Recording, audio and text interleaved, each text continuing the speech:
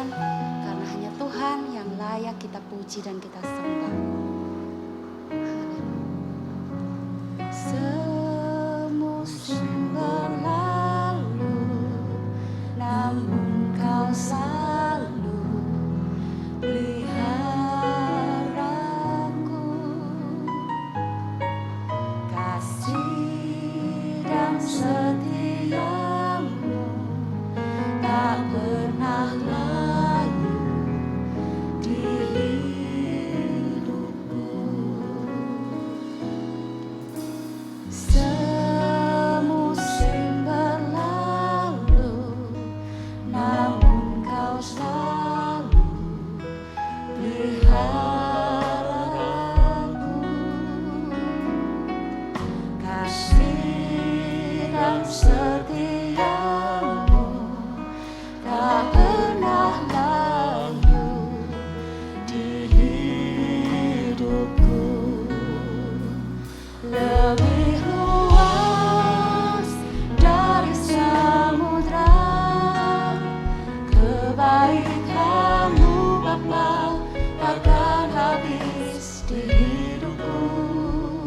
Lebih tinggi dari cakrawala, tak terbatas kasih-Mu. Sungguh ku bersyukur. Lebih luas dari samudra, kebaikan-Mu Bapa takkan habis di hidupku. Lebih tinggi dari cakrawala, tak terbatas kasih-Mu. Sungguh ku bersyukur.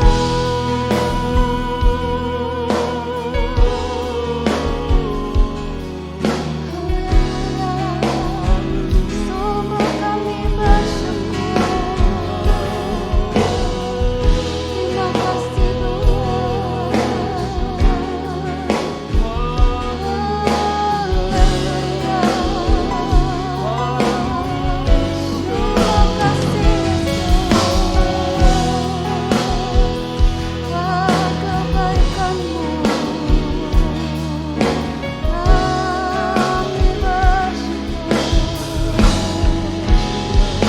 lebih luas dari samudra, kebaikan-Mu Bapa takkan habis di hidupku.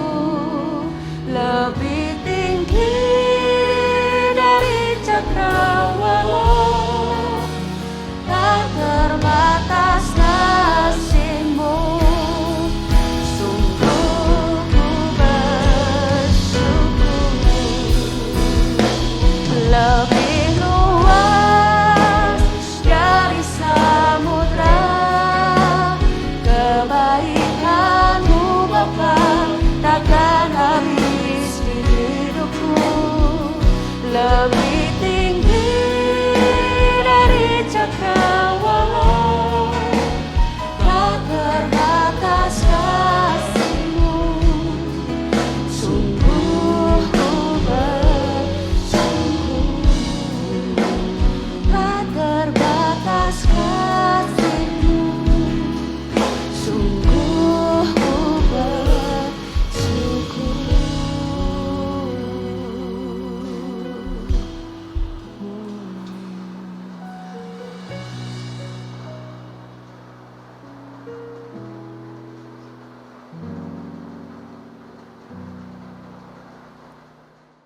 Selamat pagi dan salam sejahtera bagi seluruh sidang jemaat Zain Altar.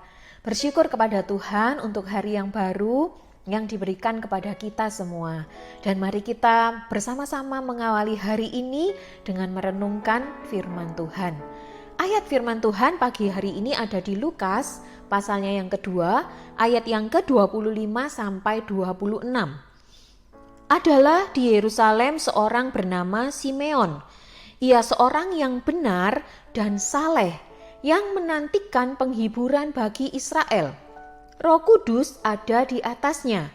Dan kepadanya telah dinyatakan oleh Roh Kudus bahwa ia tidak akan mati sebelum ia melihat Mesias, yaitu Dia yang diurapi Tuhan. Firman Tuhan mencatat ada seorang yang bernama Simeon. Dan Simeon ini menerima privilege dari Tuhan, yaitu ia tidak akan mati sebelum bertemu dengan Mesias. Dan janji Tuhan itu sungguh digenapi dalam kehidupan Simeon. Sehingga di ayat yang ke-29, Simeon berkata, "Sekarang Tuhan, biarkanlah hamba-Mu ini pergi dalam damai sejahtera sesuai dengan firman-Mu." Simeon memang dituntun oleh Roh Kudus untuk pergi ke bait Allah. Dan pada hari itu memang bayi Yesus juga dibawa oleh orang tuanya pergi ke bait Allah. Dan janji ini digenapi dalam kehidupan Simeon. Bapak, Ibu, Saudara, tidak ada seorang pun yang tahu kapan waktunya kita pergi meninggalkan dunia ini. Bahkan orang yang seperti Daud yang sangat dekat dengan Tuhan pernah bertanya kepada Tuhan berapa panjang umurnya, ya, tentang waktu hidupnya. Namun Daud juga tidak pernah menerima jawaban dari Tuhan. Firman Tuhan hanya memberitahu bahwa hidup di dunia ini begitu singkat. Dan karenanya jangan sia-siakan hidup ini. Tidak ada yang tahu kapan waktunya dan bagaimana caranya kita mati. Tetapi kita dapat memilih bagaimana kita mati, yaitu mati di dalam kemuliaan Tuhan. Sehingga kita pergi dalam damai sejahtera. Firman Tuhan di Perjanjian Lama juga secara implisit menunjukkan bagaimana tokoh-tokoh yang menjaga hidupnya berkenan di hadapan Tuhan, pada akhir hidupnya mereka mendapat perhentian dan penghormatan dengan cara dimakamkan bersama dengan kaum keluarga atau leluhurnya. Mereka mati dalam damai sejahtera dan dalam kemuliaan. Bukankah kita semua merindukan hal ini? Tidak masalah bagaimana caranya, tetapi yang penting adalah kita dapat mengakhiri dengan baik, yaitu mati dalam kemuliaan. Bagaimana caranya? Mari kita kembali belajar dari kehidupan Simeon. Simeon hidup sebagai orang yang sungguh-sungguh menantikan janji Tuhan. Ia menjaga hidupnya tetap benar dan berkenan di hadapan Tuhan. Simeon juga memiliki persekutuan yang intim dengan Roh Kudus sehingga ia selalu hidup dalam tuntunan Roh Kudus. Simeon memberi teladan bagaimana cara hidupnya dan setidaknya dari perkataan Simeon di Lukas pasal yang kedua tadi ada 3 poin yang dapat menjadi kunci supaya kita mati dalam kemuliaan. Yang pertama, kata kuncinya ada di ayat yang ke-30, yaitu keselamatan. Sebab mataku telah melihat keselamatan yang daripadamu. Mati dalam kemuliaan tentu bukan dianugerahkan kepada sembarang orang, tetapi pasti bagi mereka yang telah mengerjakan keselamatannya dengan takut dan gentar. Bapak, Ibu, Saudara, Tuhan memberikan keselamatan murni sebagai anugerah. Tidak ada sedikit pun usaha manusia yang mencampurinya. Tetapi soal bagaimana kita hidup sebagai orang yang sudah diselamatkan adalah tanggung jawab kita. Mengerjakan keselamatan artinya dengan kesadaran penuh kita mau menghargai anugerah itu. Kita mau menghargai keselamatan itu dengan cara hidup dan menghasilkan buah yang sesuai dengan pertobatan. Kata kunci yang kedua adalah terang. Kita membaca di ayat yang ke-32 bagian A. Yaitu terang yang menjadi penyataan bagi bangsa-bangsa lain. Selain mengerjakan keselamatan, kita dapat hidup sebagai anak-anak terang. Seperti apa kehidupan sebagai anak-anak terang? Nanti Bapak Ibu bisa membaca secara lengkap di Efesus pasal yang ke-5. Di sana dijelaskan dengan sederhana dan gamblang, dicatat bahwa anak-anak terang adalah mereka yang taat. Mereka yang memisahkan diri dari hal-hal yang cemar. Anak-anak terang adalah mereka yang menjaga diri di dalam pergaulan dan segala yang dilakukan hanya menghasilkan kebaikan, keadilan, dan kebenaran. Singkatnya, Hidup sebagai anak terang adalah semua yang kita kerjakan dan lakukan, kita lakukan tanpa rasa takut, tanpa sembunyi-sembunyi, sebab kita berada di jalur yang benar. Kata kunci yang ketiga adalah kemuliaan. Tetap di ayat yang ke-32 bagian yang terakhir dikatakan di situ, dan menjadi kemuliaan bagi umatmu Israel. Mari kita belajar melakukan segala sesuatu yang mendatangkan kemuliaan, yang memuliakan nama Tuhan. Artinya kita melakukan segala sesuatu untuk menjadi berkat dan bukan menjadi batu sandungan, sehingga orang lain yang melihat, orang lain yang mendengar, orang lain yang merasakan apa yang kita kerjakan, mereka dapat berkata puji Tuhan. Itu namanya kita sudah memuliakan Tuhan. Lewat apa yang kita kerjakan, nama Tuhan dipermuliakan. Mungkin Bapak Ibu bertanya di dalam hati, mengapa momen kelahiran Yesus atau momen Natal ini yang identik dengan sukacita, kok firman Tuhannya malah berbicara tentang kematian? Tetapi saya percaya inilah momen yang tepat bagi kita untuk merenungkan kembali makna kehadiran Yesus di dunia ini. Dia lahir untuk menyelamatkan. Dia datang sebagai terang dan dia akan terus memimpin kita masuk di dalam kemuliaan yang kekal.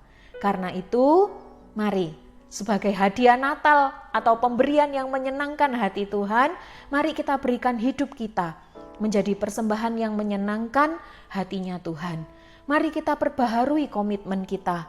Selagi kita ada, selagi kita hidup, biarlah kita hidup sebagai orang yang bijaksana, yang dapat memaknai hidup yang singkat ini dengan baik. Mari kita hidup seturut firman dan pimpinan Roh Kudus. Sampai pada saatnya waktu hidup di dunia ini berakhir, kita dapat berkata seperti Simeon, sekarang hamba-Mu akan pergi dalam damai sejahtera. Puji Tuhan, selamat menjalani bulan yang penuh sukacita dan damai sejahtera ini. Tuhan Yesus memberkati Bapak Ibu Saudara semua. Mari kita sama-sama berdoa. Tuhan, kami mengucap syukur, terima kasih untuk berkat firman Tuhan yang sudah kami dengar. Tolonglah kami Tuhan, supaya kami dapat memaknai hidup ini yang adalah anugerah dan kemurahan Tuhan dengan baik, yaitu dengan cara kami mengerjakan keselamatan, dengan cara kami hidup sebagai anak-anak terang, dan supaya semua yang kami lakukan mendatangkan kemuliaan bagi nama Tuhan, boleh menjadi berkat bagi sesama kami. Terima kasih, tanamkan firman-Mu dalam hati kami semua, Roh Kudus memateraikan, dan biarlah itu menjadi rema di dalam kehidupan kami. Terpuji nama-Mu, berkati seluruh sidang jemaat Tuhan, biarlah kami sepanjang hari ini dituntun oleh Tuhan, biarlah kami berjalan bersama Tuhan sehingga nama Tuhan dipermuliakan. Terima kasih, kami sudah berdoa dan mengucap syukur di dalam nama Tuhan Yesus Kristus. Haleluya, amin.